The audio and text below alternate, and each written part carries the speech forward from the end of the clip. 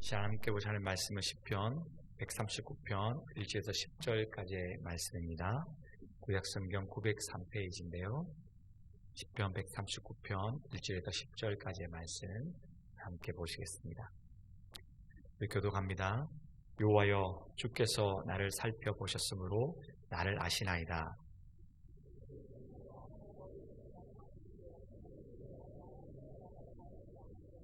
나의 모든 길과 내가 눕는 것을 살펴보셨으므로 나의 모든 행위를 익히 아시오니,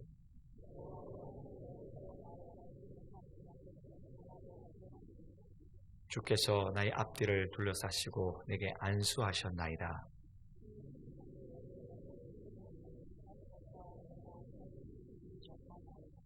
내가 주의 영을 떠나 어디로 가며 주의 앞에서 어디로 피하리이까?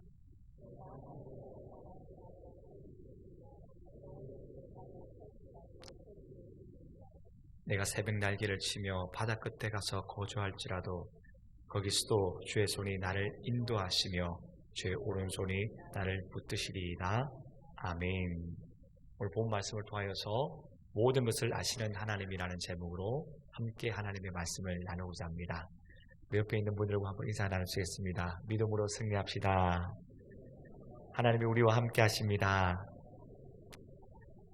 사람들은 사람들의 겉모습만 보아서는 저 사람이 어떤 사람인지 잘 구별하기가 쉽지 않습니다.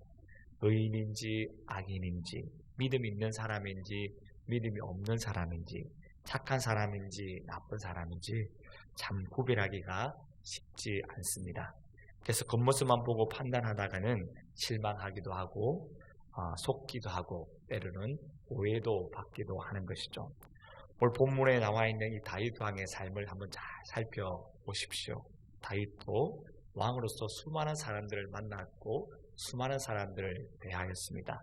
때로는 믿었던 사람들이 배신을 당하기도 하였고, 때로는 다윗 자신은 의롭게 살았는데 악한 사람으로 오해받기도 하였습니다. 요즘처럼 CCTV가 있어서 첨단 기술을 사용해도 한계가 있음을 볼 수가 있게 되어지는데요. 이 외형적인 모습만 볼 뿐 우리의 마음과 중심까지는 잘 보기가 힘들다는 것입니다. 어떤 생각을 하고 있는지, 어떤 마음을 가지고 있는지 잘 알 수 없는 것이 우리의 사람의 마음과 생각인 것입니다. 그래서 이런 속담이 있지 않습니까? 10길 물속은 알아도 한 길 사람 속은 모른다. 그만큼 사람의 생각과 마음을 알기가 쉽지 않다는 것입니다.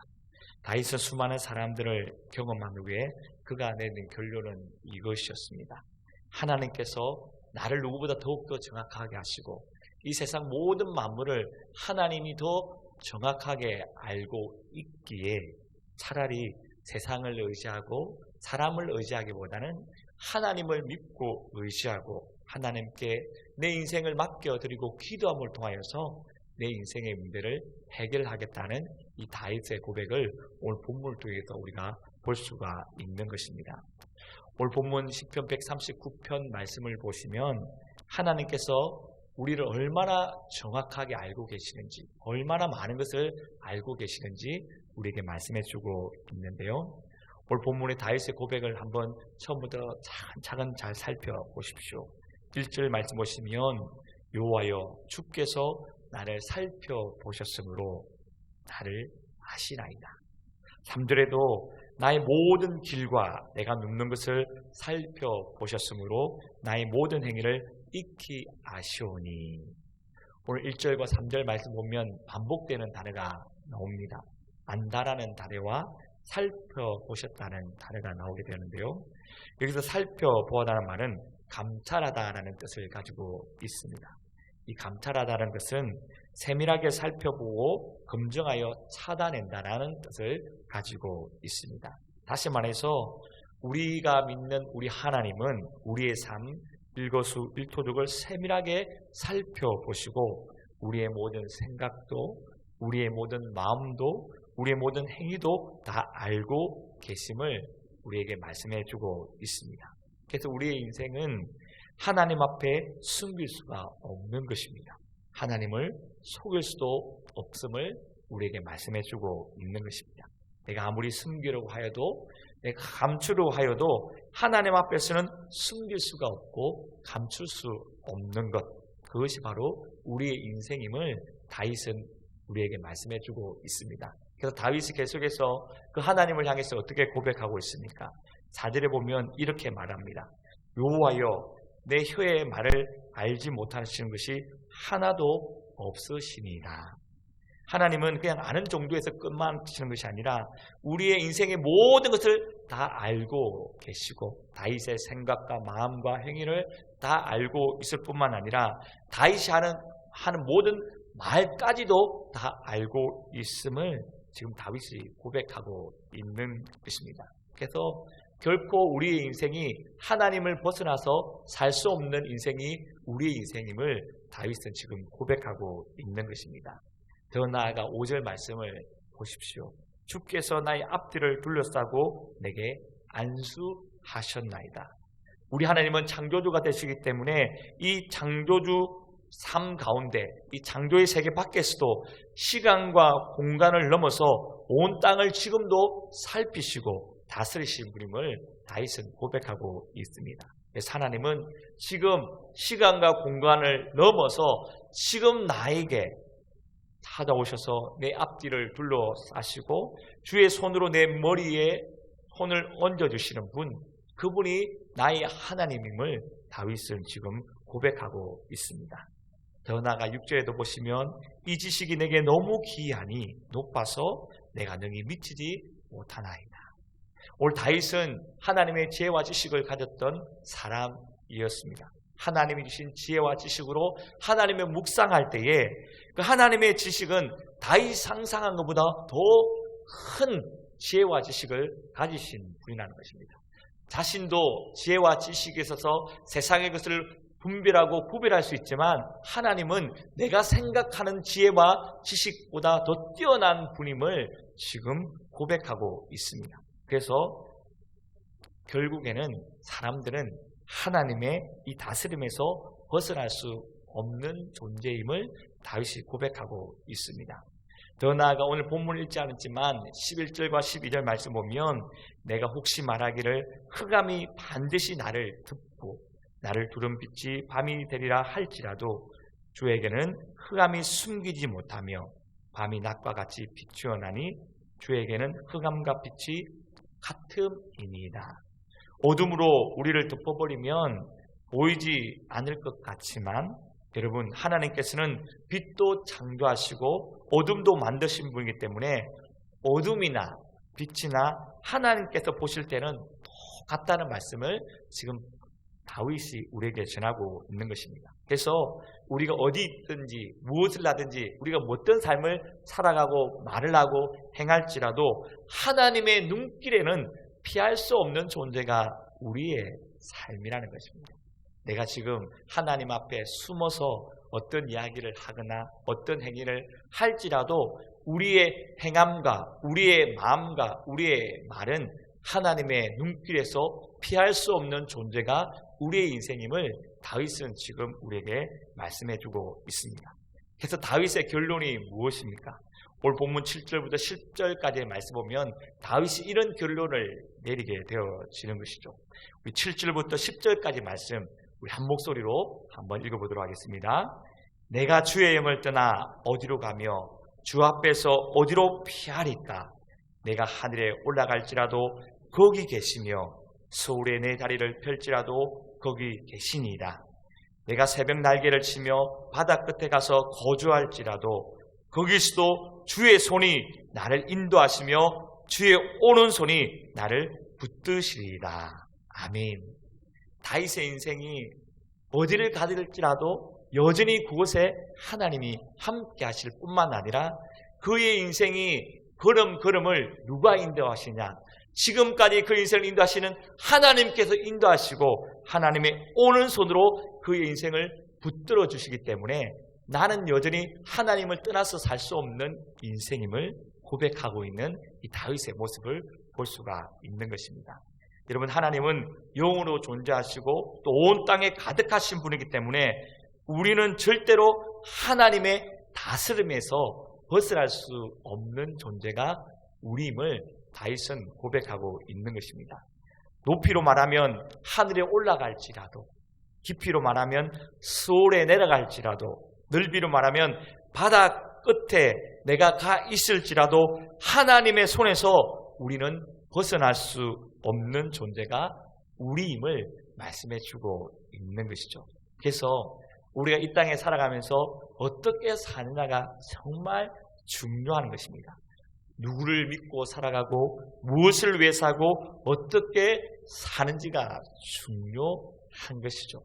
오늘 다윗의 인생처럼 우리의 걸음을 인도하시고 우리 모든 것을 다 실은 하나님 앞에 믿음으로, 성실함으로, 정직함으로 주의 거룩함을 나타내는 복된 삶을 살아갈 수 있는 저와 여러분의 삶이 되길 예수님의 이름으로 축원드립니다.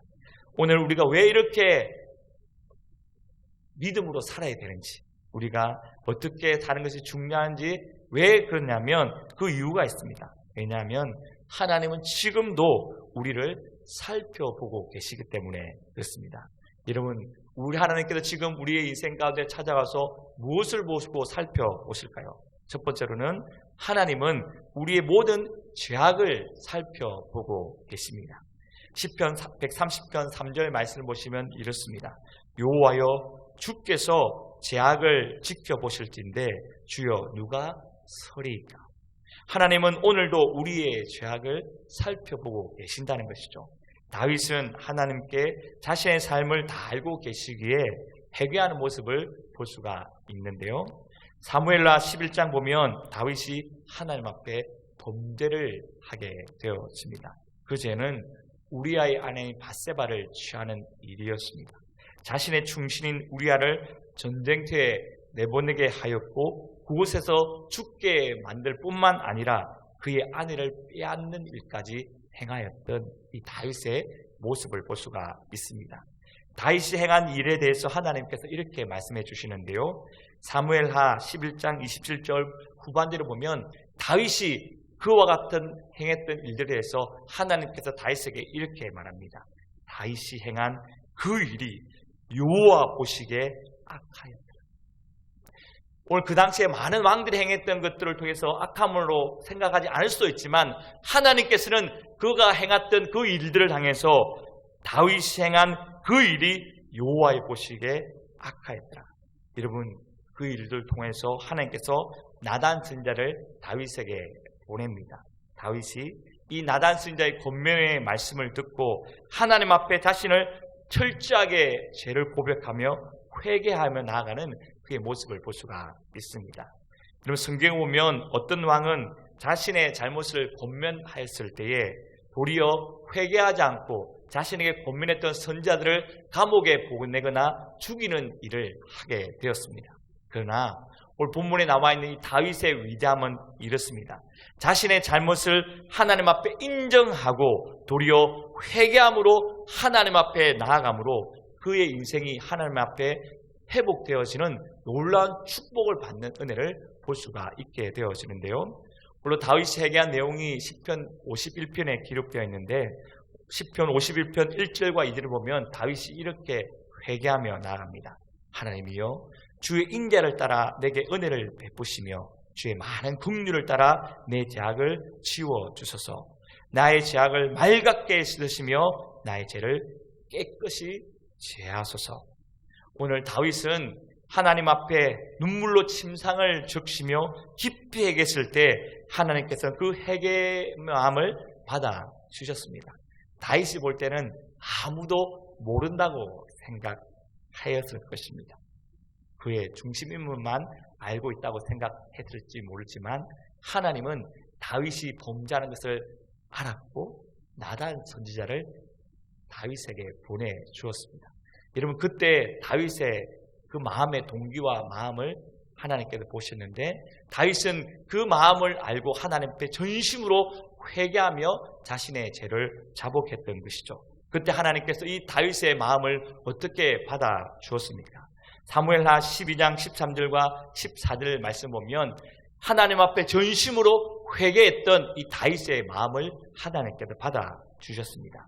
다윗이 나단에게 이르되 내가 여호와께 죄를 범하였노라 하매 나단이 다윗에게 말하되 여호와께서도 당신의 죄를 사하셨나니 당신이 죽지 아니하려니와 이 일로 말미암아 여호와와 원수가 크게 비방거리를 얻게 하였으니 당신이 낳은 아이가 반드시 죽으리이다 하고, 죄와 허물로 철저하게 해결해야만 하나님은 우리 모든 허물과 죄를 용서하여 주시고 하나님의 사랑으로 감싸주시는 용서의 하나님을 만날 수 있음을 다윗을 통해서 우리에게 말씀해 주고 있는 것입니다.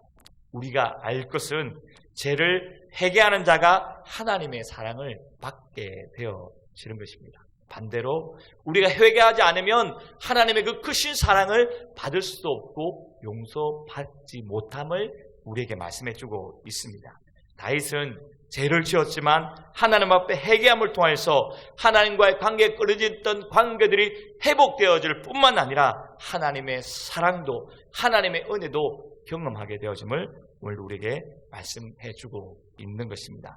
하나님은 오늘도 우리의 죄악을 살펴보고 계십니다. 하나님 앞에서 부끄러운 인생이 아니라 정직함으로, 정결함으로, 거룩함으로 하나님과 날마다 동행할 수 있는 복된 삶의 여정이 저와 여러분의 삶이 되길 예수님의 이름으로 축원드립니다.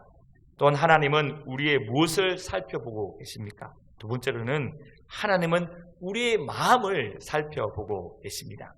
잠언 21장 2절 말씀을 보시면 이렇습니다. 사람의 행위가 자기 보기에는 모두 정직하여도 여호와는 마음을 감찰하시니라. 하나님은 우리의 마음을 유리와 같이 내다보고 계시는 것이죠. 내 삶이 정직하다고 생각할지라도 하나님의 마음은 다른 것입니다. 사람들은 자기의 죄를 보지 못하고 자기의 죄를 어렵다고 생각하는 경향이 있는데요. 그 이유가 몇 가지가 있습니다. 첫 번째로 자기의 행위를 판단할 때 하나님의 기준으로 판단하지 않고 자신의 기준으로 판단하기 때문에 나는 의롭고 자신의 죄를 보지 못한다는 것이죠. 두 번째로는 사람들은 하나님을 경외하지 않는 것이 가장 큰 죄임을 알지 못하기 때문에 내 죄를 보지 못하고 내가 의롭다고 생각한다는 것입니다. 세 번째로는 사람들은 죄를 지은 후에 자기가 죄한 죄를 교묘하게 변호하거나 합리화시키는 경향이 있기 때문에 자기의 죄를 보지 못하고 내가 의롭다고 생각한다고 합니다. 네 번째로는 우리는 남의 죄는 잘 기억하지만 자기가 지은 죄를 기억하지 못한다고 하고 잊어버린다고 합니다. 이러한 이유로 인해서 사람들은 남은 정죄하면서 자기 자신에게는 지나치게 관대하는 경향을 볼 수가 있게 되어지는 것이죠. 여러분, 우리 하나님은 우리의 마음을 감찰하시는 분이신 줄 믿습니다. 다시 말해서 지금도 우리의 마음이 어떠한지 세밀하게 살펴보고 계시는 분, 그분이 오늘 우리에게 말씀하시는 생명의 하나님이신 줄 믿습니다. 그래서 우리는 하나님을 속이고 적당히 자신의 죄를 잊어버릴 수가 없습니다. 왜냐하면 하나님 우리의 모든 행위와 우리의 숨겨진 마음과 동기와 생각을 다 알고 계시기 때문에 그렇습니다. 여기서 감찰한다는 말은 하나님께서 우리의 마음을 달아보신다는 뜻도 함께 가지고 있습니다. 사람은 겉으로 보이는 행동이 옳고 그름을 결정하지만 우리 하나님은 그렇지 않다는 것입니다. 지금도 우리의 마음을 달아보고 계시는 것입니다. 우리가 생각하는 그 생각을 달아보시고 우리가 생각하는 그 마음을 달아보시고 우리의 중심을 달아보고 계시는 그 하나님, 그 하나님이 우리가 섬기는 하나님인 줄 믿습니다.